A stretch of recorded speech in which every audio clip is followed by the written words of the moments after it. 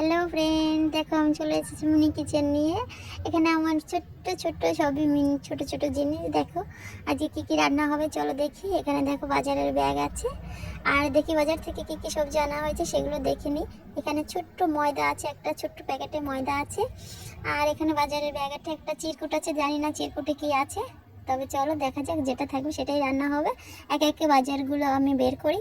এখানে প্রথমে কাঁচা লঙ্কা বেরিয়েছে, তারপরে ধনেপাতা, শুকনো লঙ্কা, এখানে ব্রোকলি বেরিয়েছে, সবুজ ফুলকপি, আর একটা সাদা ফুলকপি, না না না এটা তো সাদা নেই, ব্রোকলি বেরিয়েছে শুধু। আর এখানে শুকনো লঙ্কা বেরিয়েছে, সিম, পেঁয়াজ, তারপরে আরও একটা সিম বেরিয়েছে, রসুন বেরিয়েছে, আর একটা সাদা ফুলকপি বেরিয়েছে। তো এগুলোই আজকের বাজার। আর আলু টালু কিছু কিছু সবজি আরও ঘরে আছে, তবে এটুকুই বাজার ছিল। চলো রান্না করা যাক, কি আছে এতে দেখা যাক।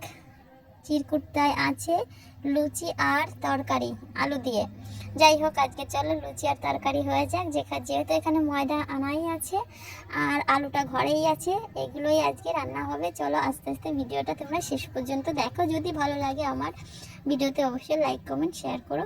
আর দেখো এখানে ছোট্ট একটা গামলাতে আমি ময়দাটা নিয়ে নিয়েছি। এবার একে একে যেটা আর কি লাগবে সেটাই দিয়ে দেবো। প্রথমে আমি দিয়েছি কালো জিরে, সামান্য একটুখানি কালো জিরে দিয়ে দেবো।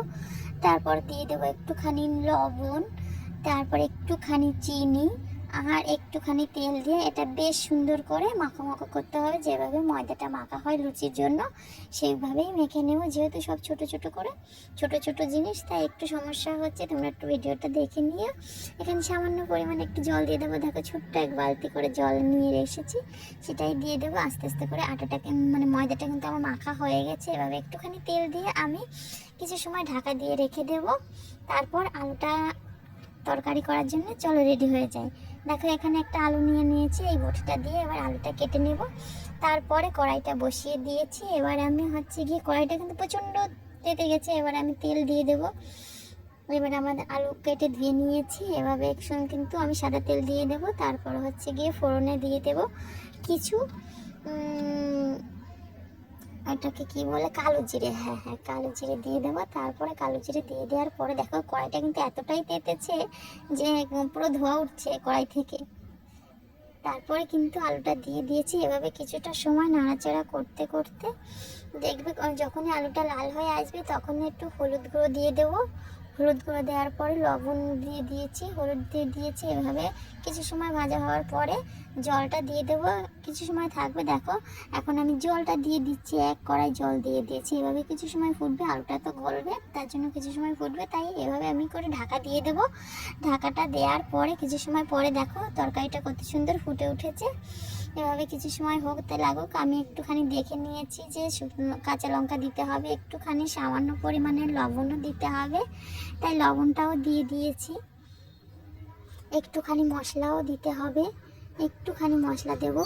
এখানে গিয়ে একটুখানি মশলাটা না দিলে কিন্তু তরকারিটা অতটা স্বাদ হবে না। দেখো এখানে একটুখানি কিন্তু আমি মশলা দিয়ে দিয়েছি। তো এভাবে ধনেপাতাটাও দিয়ে দেবো, একটুখানি ধনেপাতা যেটা আমার বাজার থেকে নেওয়া ছিল। দেখো সেই ধনেপাতাটা ধুয়ে কিন্তু দিয়ে দিলাম তরকারিতে। এভাবে আর একটুখানি চিনি দিতে হবে তরকারির টেস্টটা করতে, তাই একটুখানি চিনি দিয়ে দিলাম। এবার কিন্তু তরকারিটা আমি নামিয়ে নেব। নামিয়ে নেওয়ার পর লুচিটা ভাজা শুরু করব। দেখো এখানে আমার আরেকটা কড়াই ছিল, সেই কড়াইটাতে আমি লুচি ভাজবো। তো ঝাঁঝরি হাতাটা নিয়ে নিয়েছি, আর এবার আমি লুচি ভাজা শুরু করে দেবো। কড়াইতে তেল দিয়ে দেবো, যেহেতু কড়াইটা অনেক গরম হয়ে গেছে সেহেতু এখন তো তেলটা দিয়ে দিয়েছি। তারপর চলো লুচিটা বেলে নিয়ে এবার কীভাবে বেলে নিয়েছি তোমাদের সাথে দেখাবো। দেখো এই যে লুচিটা বেলে নিয়েছি। লুচিটা বেলে গোল হয়নি বলে আমি একটা ছোট্ট গ্লাস দিয়ে গোল করার জন্য এভাবে আমি সম্পূর্ণ লুচিটা বেলে নিয়েছি। এবার আমি তেলে দিয়ে দিচ্ছি একে একে। এভাবে আমি লুচিগুলো ভেজে নেব। আমার মোট লুচি হয়েছিল 6টা। এভাবে আমি আস্তে করে লুচিগুলো ভেজে নেব। আর অনেক কিন্তু সুন্দর হচ্ছে সব কিছু।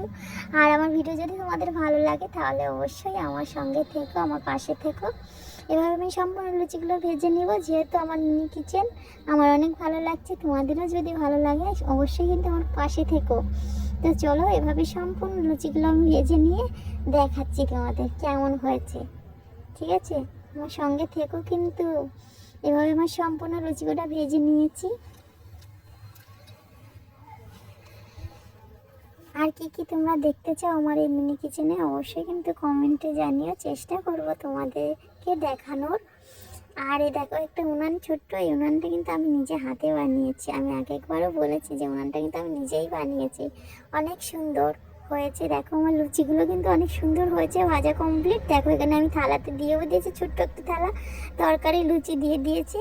এবার চলো আমার এই মিনি কিচেনটা একটু তোমাদেরকে ঘুরে দেখাই। এই যে ছোট ছোট যে জিনিসগুলো দেখতে পাচ্ছ, কাঠের মানে এগুলো হচ্ছে কি কাগজের র্যাক, আমি নিজে হাতে বানিয়েছি।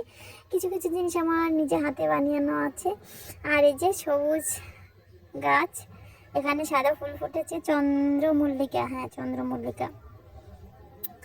তো আমার এই মিনি